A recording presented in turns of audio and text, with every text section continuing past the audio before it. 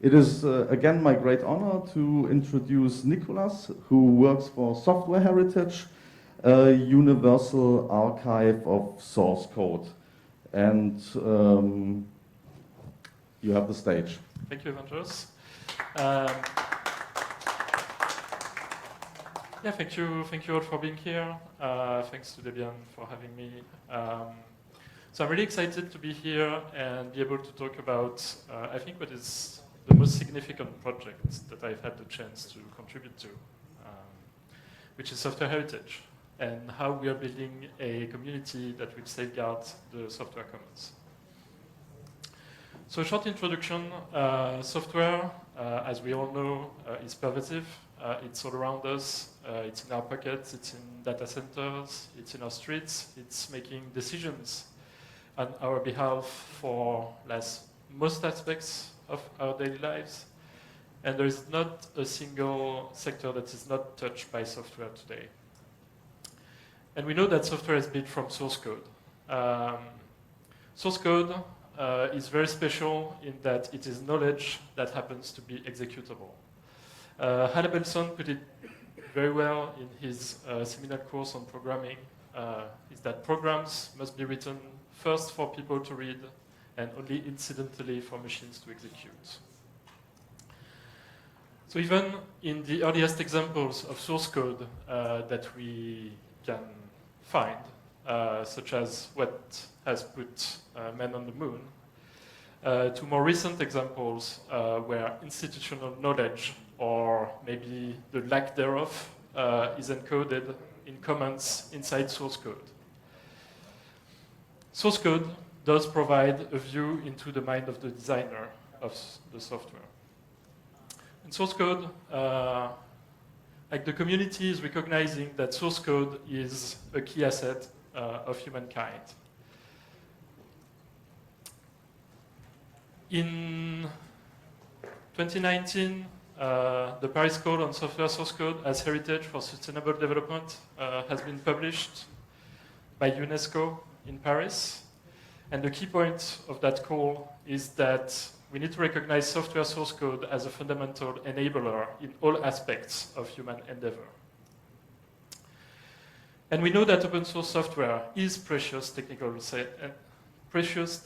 and scientific knowledge. Software powers all of modern scientific research. Software is at a point where we are still able to talk to the early inventors of the field. And so it is critical that we take the time to preserve and share all of the knowledge that is encoded in software. It's much easier to tell stories when you know how they are connected with one another. And this is what we can do today, as we can still talk with all of the people who have pioneered the field. Of course, software complexity is a large topic today. It's very important to know what software you're using. There's lots of regulation coming out around the world about software security and software provenance, like making sure that you know all the pieces of software that you are running into your systems, critical or not. So yeah, in France, in the US, in the EU, there's regulation that's coming up on software supply chain security. And so this is something for which we need a trusted knowledge base of software provenance. And finally, we all know that software source code is fragile. It's on the most public source code is on the web, and we know that the web is subject to link rot. Projects are created, moved around, removed. We can lose data. Even though we try to take the best care of our data, mistakes happen, but also malicious. There's malicious removal as well.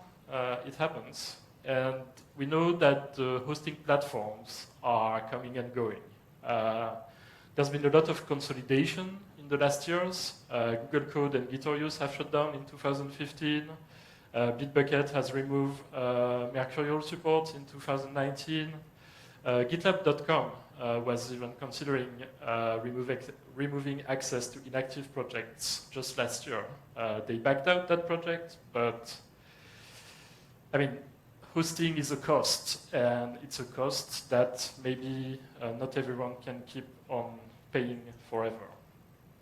And so endangered source code is endangered knowledge. If you remove a piece of software from the internet, then you get a bunch of missing links and broken pieces in the web of knowledge of humankind. So we need a global long-term effort to build a universal archive of all the software source code and to make that effort sustainable. And this is what software heritage is. We are building a global infrastructure to collect, preserve, and share all the software source code. We want to preserve our heritage to enable better software and better science for all of humankind. So we are building a reference catalog which finds and references all of the software source code that we can get our hands on. We're putting it inside a universal archive that enables us to preserve and share all of the software source code that we find. And then we build, on top of that, a research infrastructure that allows analysis of all the software source code that is found in the world. So it is a universal archive. It's one infrastructure that is open and shared, and it's a base pillar for the largest archive ever built. If you look, I think we can see some numbers. We have more than 14 billion unique source code files that have been archived, so that's all versions of all the source code files that we've archived. Across 3 billion commits, so that's individual points in the history of development of software, and that's around 210 million individual projects. Just to look at our coverage map, lots of origins from GitHub, obviously, GitLab, lots of instances. And then we have dozens of different origins, and we enable more origins every month. So how do we do it? We do it through a fully operational and constantly evolving architect infrastructure. So we find software with listers that go and list known software origins, so forges, distributions, etc., etc. And we archive it into a common schema that is fully deduplicated across all origins. So the point is that if you have software that is developed on GitHub and then packaged in Debian, for instance, we only have a single deduplicated copy of this software, and we can link the two origins together, so we know that this is the same software. We also implement on-demand archival, so if you have software that you want to safeguard, you can go to save.softwareheritage.org and put the URL to the repository, and it will archive it immediately. And we also implement push deposit so that trusted partners, such as national research institutions, can push the code that they are publishing directly to us. To reference the software, we have developed intrinsic, decentralized, and cryptographically strong identifiers, which we call software hash identifiers. They are mostly compatible with the Git object IDs, so if you see that this is a SHA-1, you would be right. And these identifiers are being adopted in SPDX, so for software bill of materials, for instance. We have support of them in Wikidata, so people can record releases of software in Wikidata, and we are working on an ISO standard for software hash identifiers. There is growing adoption. We are being adopted in open science as a reference archive for research software. We have packages that allow you to quote, to cite software inside research papers, identified through software hash identifiers. we're also being adopted in industry and public administration as the knowledge base for open source software. Finding provenance information, like you have a pile of source code locally, and you can use software heritage to reference where software heritage has seen the software before, and so you can find out what is your software. And it really is a revolutionary infrastructure. We are building the graph of public software development. Everything that we find, we stick in a single graph. And so we can enable traceability through a Merkle graph, which ensures integrity of what we archive, which means that we can check that everything that we have in the archive is consistent, but anyone can check that everything that we have in the archive is consistent when they download it.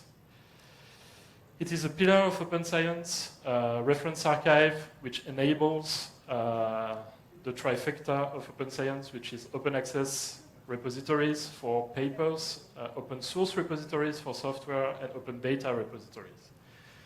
We are one of the open source repositories that enable reproducibility and referencing in open science. And finally, we are building the reference platform for big code. We have a uniform data structure. If the software is developed in Git, in CVS, in SVN, in Mercurial, in Bazaar, if it's just dumped as a set of tarballs on a website, we have it all in the same data structure, and you can look at it the same way. And we have lots of features. You can browse the archive. My slides will be available on the DebConf website, and obviously all these blue things are links, so you will be able to click on them once the slides are published. So yeah, browse the archive. You can even install a browser extension if you're into archiving software. The browser extension allows you to see the status of archival of the stuff that you're browsing. So if you can click the button and then it archives it right now. We enable open science through curated deposits. So we have HAL, which is the public access repository in France. And HAL is pushing all the software that is deposited into their repository to us. And we give them back a software hash identifier so that they can cross-reference all the software. We are also working on preserving the history of software and rescuing landmark legacy software that is not easily available online. We have a partnership with the University of Pisa. I will go through it a bit further down. Basically, we acquire very old source code that is relevant to history. We make sure that it is ingested into the Software Heritage Archive, and then we add metadata, multimedia, and stuff around the source code to tell a story. And of course, we archive public code. We have a partnership with the French government, so that all the open source repositories that are built by the French public administrations are actually archived in Software Heritage. This is a big project, and we have lots of supporters. We've built an international non-profit initiative, and we have a view to the long terms. Lots of organizations around the world are sharing our vision. Of course, we are under the patronage of UNESCO, and we have been for a few years. And all of these organizations are supporting us. We have lots of donors, members, sponsors, the most important of which are INRIA, which is the French National Institute for Computer Science Research, which has given the impulse to start the project and is supporting us. And we have a large community of diverse sponsors, such as CEA, the French Nuclear Research Laboratory, Société Générale, Intel, Huawei, Microsoft, French Ministry of Higher Education and Research, CNRS, which is the French National Research Organization. And obviously, these organizations help us sustain the project in the long term. Of course, we are always looking for more organizations to connect with. So, this is all well and good. But maybe you'd be interested to have a deeper dive into our features. So to enable our long-term storage, we have two different sets of challenges. One of our challenges is storage and efficient access to this wealth of small files. Like, you all know that source code files are only a few kilobytes in size. Let's say that there's no object storage in the world that is built for such a large quantity of individual objects. So what we've done over the years is we've implemented a single interface, and we have multiple backends that implement the same interface. So we can start small and then scale up to more important deployments. One of our recent developments is we've added object packing on regular distributed block storage. So the idea is that instead of having all the individual files stored, we store them as bundles and have them in a regular distributed block storage. We use SafeRDB, which is kind of the open source gold standard for block storage distributed over multiple nodes. To hedge our bets, of course, we maintain multiple copies of all the contents that we have. We have 3 copies that are stored at different locations using different backends. So we use our own software and commercial cloud open source cloud storage to store files. The global history of software development is a gigantic graph. We have commits that reference directories and that reference their own history, so other commits. And this is around, like on the order of 200 billion, so 10 to the power of 10 vertices, the nodes in the graph, and like maybe, 100 billions of edges between these nodes. And this is quite challenging to store in a resilient and efficient manner. So as with the object storage, we have a common API that we've implemented across multiple backends. We've started with PostgreSQL because that's what we were confident with, and we're still happy with it. Recently, we've started migrating our main data store to Cassandra, which is a distributed database that implements something that looks like SQL, but not really. And yeah, so basically this enables us to scale out to more nodes and be able to do more efficient queries. But to do efficient traversals of the graph, we also have implemented custom in-memory snapshots.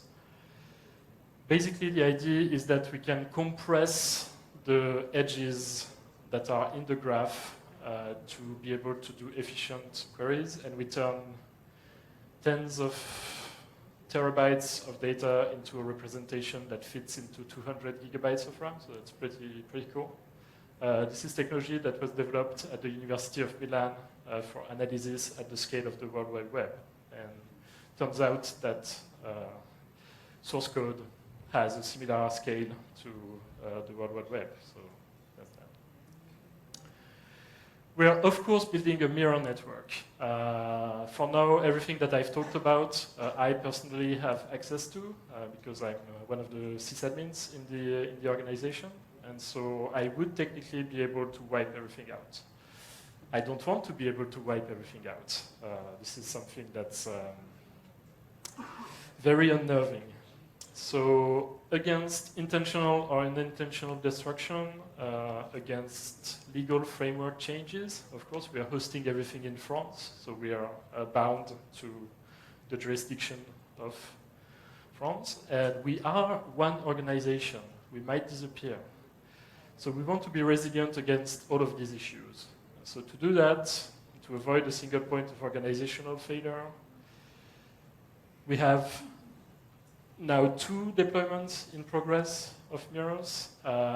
We have one mirror which is close to being finally deployed at ENEA, which is the Italian Institute for Nuclear Research.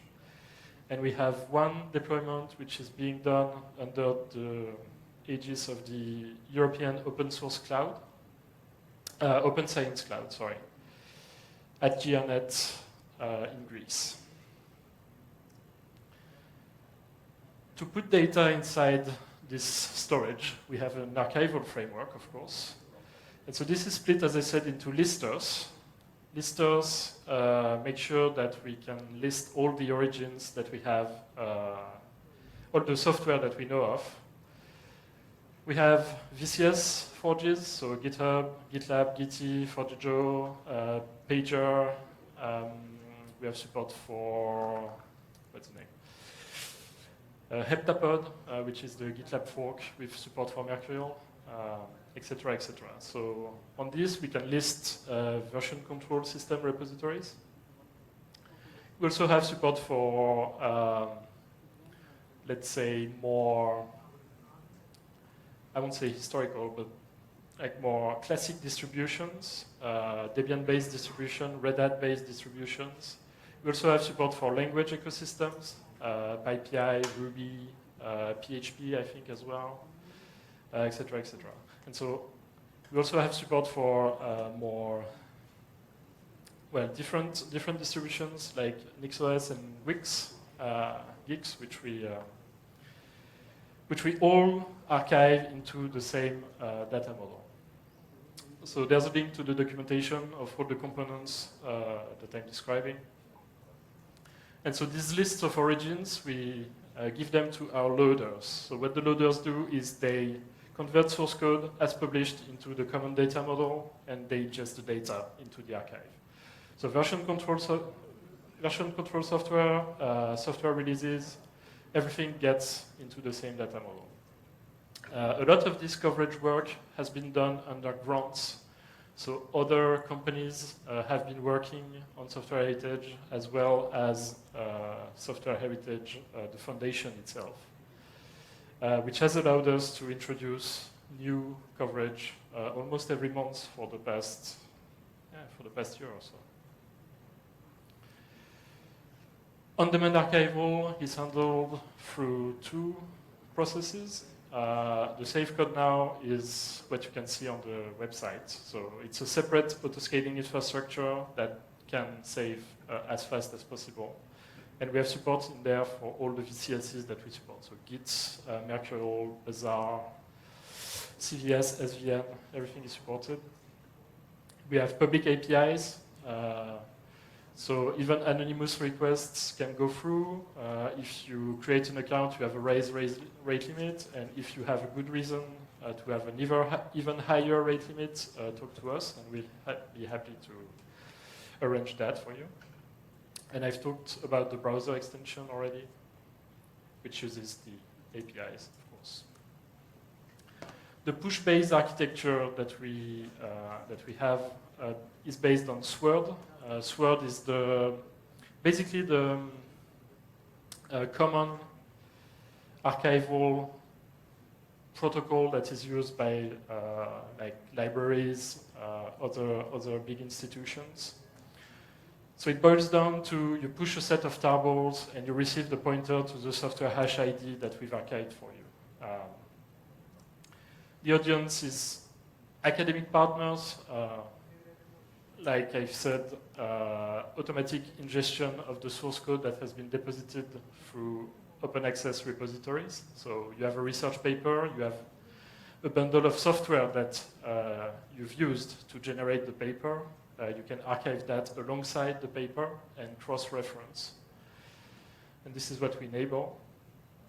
We also have a project for our industry partners. The idea is that we can act on behalf of these partners as hosters for the source code that they need to keep, the complete corresponding source code that they need to keep for their products, for GPL3 compliance, for instance. So this is something that we've worked with Intel on. Yeah, so one last thing for coverage is the software heritage acquisition process. So the Paris Call on software source code says that we need to support efforts to gather and preserve the artifacts and narratives of the history of computing as a critical part of the history of humankind. And we need to do that while the creators are still alive. And to do that, we've introduced the software heritage acquisition process. So the idea is to rescue the legacy software from different media. Physical media, of course. There's lots of universities, lots of organizations with old media on tape or on floppy disks or whatever. And we want to enable them to digitize that data and make sure that it stays available for the very long term. So for now, so we have a process where archivists will curate the code. So we would like them to reconstruct the development history of the software. Like if you have multiple floppies of multiple versions of the software, you would have a set of metadata that you can add to the software. And then once that's done, and once the software is in a shape that can be archived with software heritage, we also want to illustrate this software with dedicated presentations. For instance, with the University of Pisa, we've created the Pisa Collection software story. And at the University of Pisa, there was lots of work on very early electronic and computer-generated music. For instance, with the Thomas computer, which was a computer connected to a synthesizer. And so with staff at the university, librarians, we've been able to collect documents, to collect media, to collect the oral history of this project. And we are able to preserve and present all of that data. So we link software that's archived in software heritage with metadata, with media that's uploaded to Wikimedia Commons, and we put that all together with Wikidata to generate a story that can be told. And of course, this story can be shared with the world. And of course, all of these processes, all of these tools are open source. We enable all museums, all archives, all other interested parties to join in and to build on them so that everyone can archive and present their own software. Yeah, so there is a Software Stories website. You can get the guide on how to do that for your own software. To discover new software origins, we have to do a lot of work. There's lots of forges that host software everywhere, not very consistent. There's lots of smaller scale hosting platforms that we need to discover. And we used to do it by hand. That's not sustainable, obviously. So what we've implemented is a feature that we call AdForge now. The idea is that we have a submission form on the website where you can just stick the URL to the forge and a contact at the administration team. And this allows us to semi-automatically introduce new software origins into our archive. And we are building an automation pipeline so that everything, once the admins of the forge have validated that they are happy for us to hammer their infrastructure, we can just set it up and it goes through one more bit of auto-scaling infrastructure, and it all works automatically. One of the final features that I want to present is the graph compression pipeline. So this is what enables us to do efficient queries on a graph with hundreds of billions of edges. We figured out, with the help of friends at the University of Milan, that we can just compress a representation of this graph and hold it in memory. And this makes a whole lot of difference from having to access tens of terabytes of data through even NVMe storage. It's very slow. You have access to it in RAM, and it's instant. That's very magical. And to support that, we have a bunch of dataset exports that we make available through an ethical charter. So you can run your own analysis if you're interested. This is available for download, and it's available for direct use on Amazon Athena. So we have a an agreement with the Amazon Open Science team to allow people to run queries on the datasets. And so the infrastructure started with just one server, baby Olasd on the left. You might recognize this other guy, Stefano Zacchioli, one of the founders of the project. Emeritus Debian project leader. Yeah, he's the one who roped me into this, and yeah, I'm thrilled. So this was our first server. Can you find it here? Because that's the new infrastructure. That's the current infra.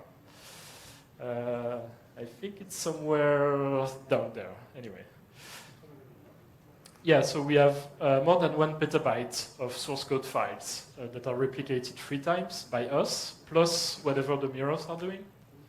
We have more than 100 terabytes used for resilient storage of the graph. So this is the PostgreSQL databases, this is the Cassandra. And we have infrastructure that we use for mirroring. We use it for mirroring, and we use it also for our own internal use. We use Kafka as a data stream. There's 30 terabytes, 2 replications. Yeah. And this is 4 racks of servers, 1 rack of network equipment. Of course, we try to, well, we use only free software, at least as far as we can. Of course, server firmware is an issue, but that's the state of the world. We use a Proxmox cluster for virtual machines. We've started adopting Kubernetes, which we run as bare metal and under VMs. And we have a bunch of special purpose clusters like PostgreSQL, Kafka, Cassandra, Elasticsearch, all these things. They like to be deployed on bare metal, so we do that. And offsite, we have a safe object storage cluster, which is 2 racks of machines, maybe 25 machines overall, 20 storage nodes and a few administration nodes. We have lots of resources on Azure, the Microsoft Cloud. Microsoft is one of the sponsors of the project, so we use their money to run stuff on their cloud. We run stuff on Amazon as well. This is pretty standard fare these days. For the low-level deployments, we use Terraform to provision the machines. We are concerned about the license change, as everyone is. We are looking into the OpenTF stuff. We'll see where that goes. For the OS components, we use Puppet. So, you know, this is fairly standard open source tooling for deployments.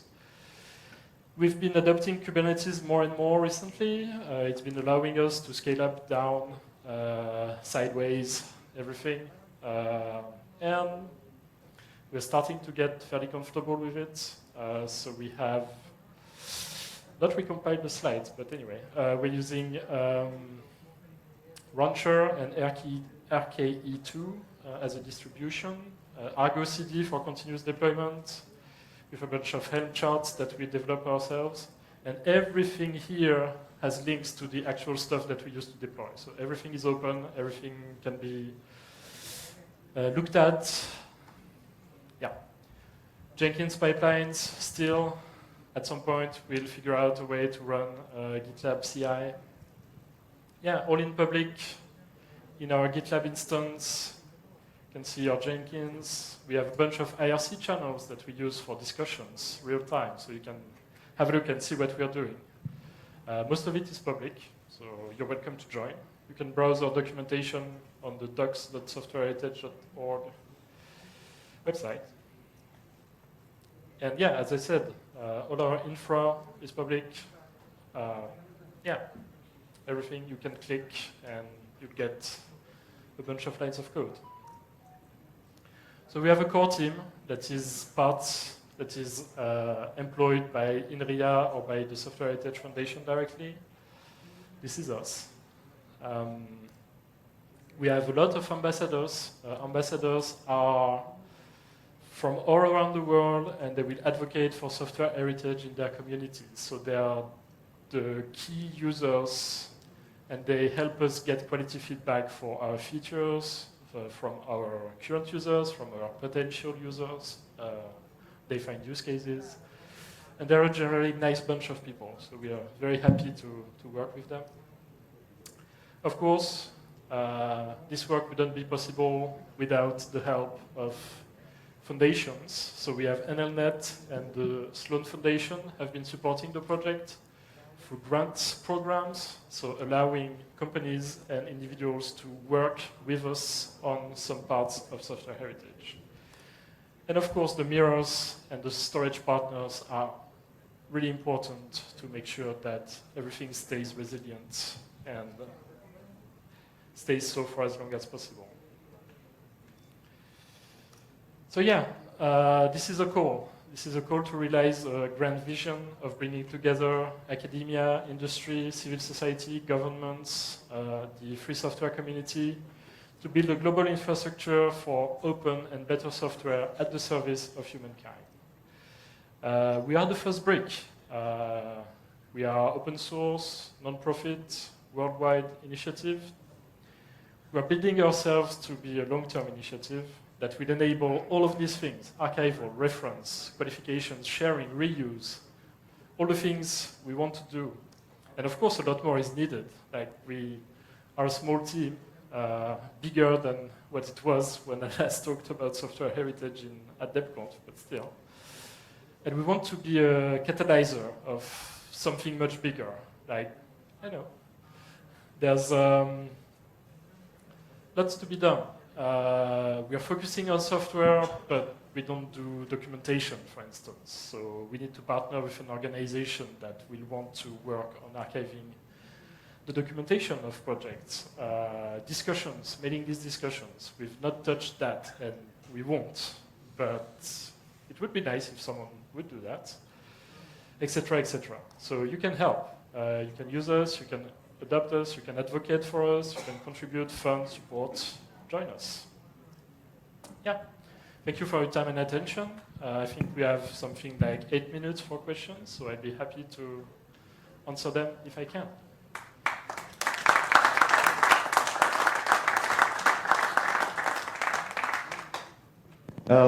One remark, you may, like for the stream, you may want to pass on some questions in IRC.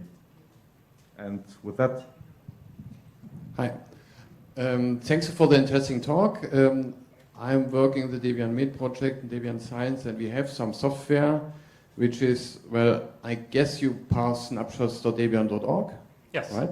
But I know there is software outside which is in no repository, is on some fancy website with no structure, with no version tarball, just the names, and in part is vanished. Those which we are packaged and where we sometimes got upstream, you got it, but what is with the other software that's hanging around somewhere on the internet? Maybe not anymore. So if I understand your question correctly, is what do we do with software that is hosted on random web pages around the world? Yeah, so for that, we have two main ideas. So the first idea is to use the references to that software that are available in structured form. So for instance, Debian will have upstream metadata that we can use to find the upstream location of software.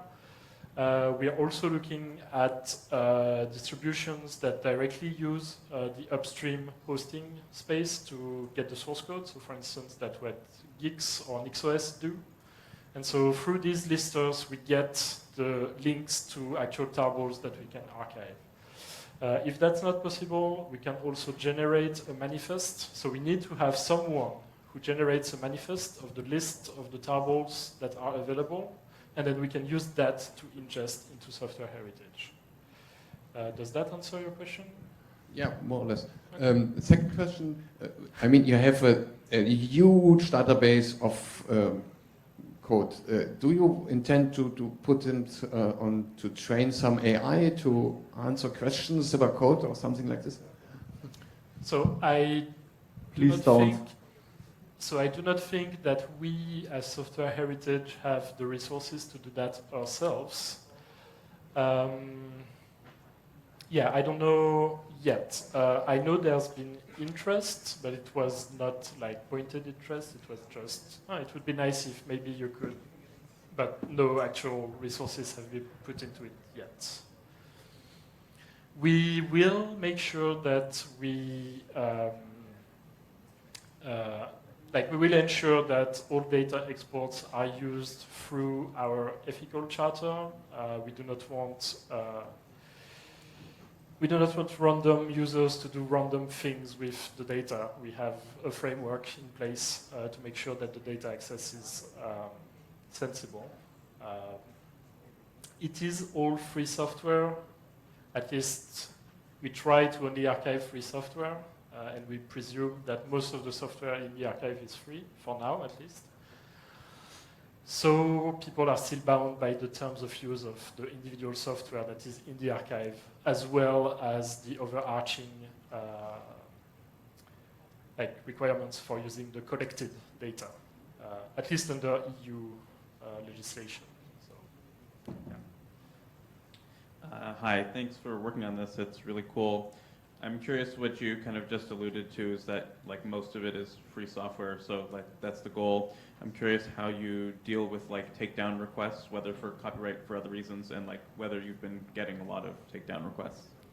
So we are indeed today working on the assumption that most of the software that we archive is already publicly available and hosted on platforms which host open source software. So we work under the assumption that most of what we archive is open source, of course, but we still have to abide to French law, and French law gives individuals the right to be forgotten. And so we have a takedown process that we follow. Basically, if you have a good reason, a legal reason to have us remove your software, then we take care of it. And we push that information to mirrors. So we tell the mirrors that we have received a takedown request for such and such reason, and it's up to them to decide their own policy on takedown requests. Of course, we as I would say a big word, data brokers, that's not the right term, but like we have a duty to inform our downstreams that data has been asked to be removed. Does that answer your question? Yeah, thank you. Awesome.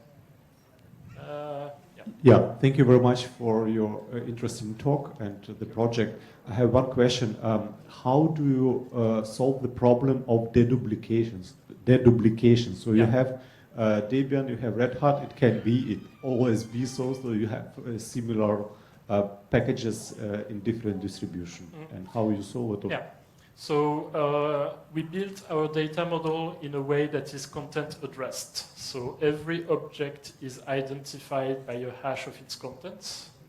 So every single version of every source code file is identified by a bunch of hashes, SHA-1, SHA-256, Blake2S. And so this allows us to deduplicate at the individual file level, because if you have two identical files, they will have the same hash and they will deduplicate. But we do it across the whole hierarchy of storage. So directories, we have a manifest for directories, they're hashed, and they reference the hash of all the contents. And so if you have two identical directories, they will have the same hash and they deduplicate, etc., etc. This is the same way Git does it, basically. This is called Merkle, M-E-R-K-L-E, DAG. This is what blockchains use as well for some of their storage. I don't like using that word, but yeah. Okay, one final question.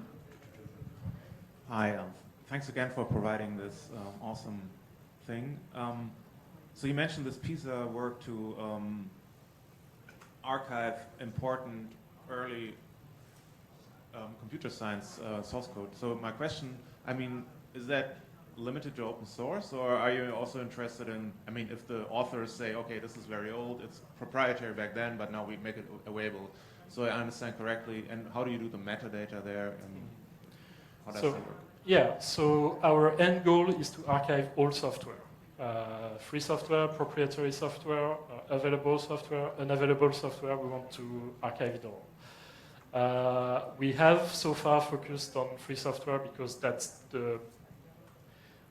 it's a bit of a mean word, but it's the low-hanging fruit, right? It's easily available. We have permission to archive it by default. It's way easy. We want to work with the people who have created this legacy software and the companies that have ended up getting the rights on this legacy software to make sure that it is made available.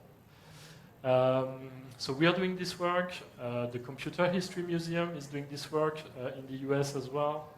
They've done a bunch of releases of early Apple source code as well.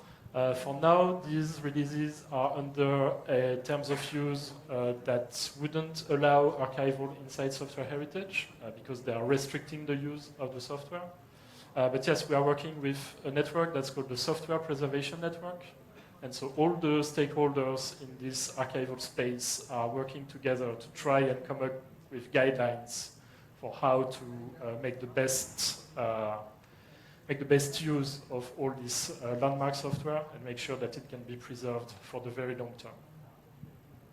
Thank you once again. And maybe the very large telescope for source code will at one point become the extremely large telescope for source code. Thank you. Let's give a warm round of applause. Thank you.